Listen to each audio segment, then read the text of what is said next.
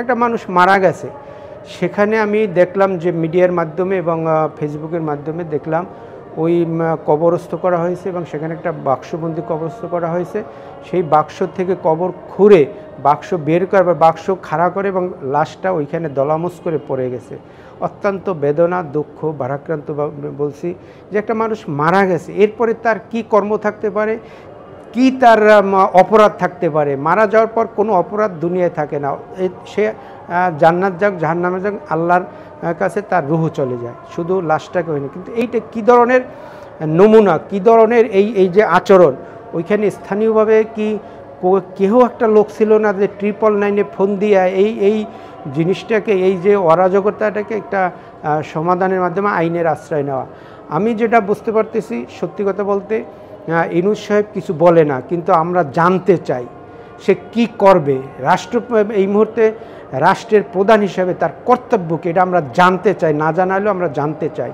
আজকে পুলিশ প্রশাসন, জাহাঙ্গীর সাহেব যেখানে উপদেষ্টা, উনি একজন সেনাবাহিনীর অবসরপ্রাপ্ত বড় কর্মকর্তা, তার কাজটা কি? এতটুকু বাংলাদেশ, এখানে আমার মনে হয় ওই আপনার যেটা বলেন যে এখানে কোনো ধরনের একটা পন্থী, উগ্রপন্থী হোক আর নিম্নপন্থী হোক আর মধ্যমপন্থী হোক, একটা উগ্রপন্থী এখানে এই যে বাংলাদেশের সামনে নির্বাচনকে সম্পূর্ণরূপে প্রশ্নবুদ্ধ করার জন্য এবং এই নির্বাচনটা যাতে না হয় তার জন্য যত ধরনের কাজ করা দরকার, এর পিছনে কেউ কলকাঠি নাড়ছে। সেই কলকাঠি ভারত হইতে পারে, আওয়ামী লীগ হইতে পারে, জাতীয় পার্টি হইতে পারে, অথবা তৃতীয় কোনো ব্যক্তি হইতে পারে।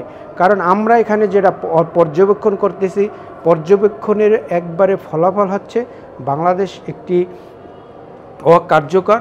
বাংলাদেশের এই মুহূর্তে যে একটি স্থিতিশীলতাকে মানে অতি রঞ্জিত করে অস্থিতিশীল করার জন্য একটা পায়তারা করছে।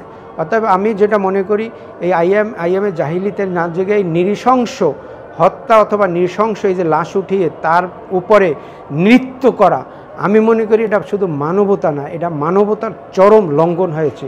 একটা মানুষের উপরে মানে মৃত্যুর তার তো কিছু নাই, সে তো নিরস্ত্র, অর্থাৎ তার উপরে নৃত্য করা। ওই যে লোকগুলোকে দেখা গেছে, মিডিয়ায় আছে, ফেসবুকে আছে, সামাজিক যোগাযোগ সব জায়গায় আছে, তাদেরকে ধরে আইনের আওতায় আনা উচিত এবং দ্রুত, আর সময় নষ্ট না করে এই প্রফেসর ইউনূসের যে তার উপদেষ্টা মণ্ডলী যদি না পারে, সে তাকে পদত্যাগ করার জন্য অনুরোধ করুক, পদত্যাগ করে অন্যান্য প্রশিক্ষিত এবং প্রশিক্ষণকৃত অনেক লোক আছে এখানে দায়িত্ব নেওয়ার মতো। এই যে স্বাস্থ্যমন্ত্রী একটা মহিলা সিনিয়র সিটিজেন, বলতেও খারাপ লাগে, কিন্তু তাকে দেওয়া হয়েছে স্বাস্থ্য মন্ত্রণালয়ের দায়িত্ব। এ কী বুঝবে? এরা এই এনজিও গ্রাম দিয়ে চলবে না, নতুনভাবে সাজাতে হবে, নতুনভাবে নির্বাচনের জন্য আগাতে হবে এবং ওনাকে জানাতে হবে আমরা কি চাই, জনগণ কি চায়।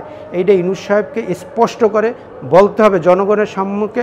যদি সে না পারে, এখানে 5ই আগস্টের পরে 3 দিন কোনো প্রশাসন পুলিশ ছাড়া ছিল, কোথাও কোনো, আমরা সবাই রাজপথে ছিলাম, এই আইনশৃঙ্খলা কোথাও কোনো, হ্যাঁ 2-1টা ঘটনা তো ঘটবেই, সেখানে যথেষ্ট আইনশৃঙ্খলা নিয়ন্ত্রণে ছিল।